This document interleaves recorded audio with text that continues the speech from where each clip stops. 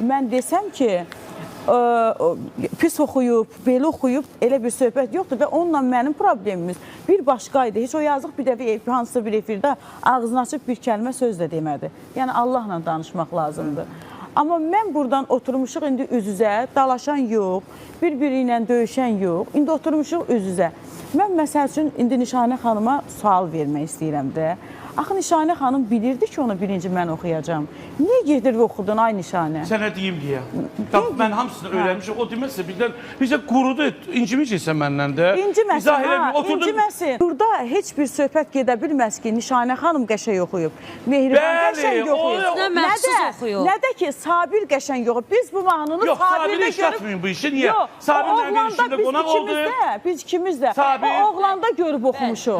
Mən elə bildim ki, onu kimsə örgədib, otuzdurub oradakı o sözləri denən, Mehribanı belə vurur. Mənim o saatı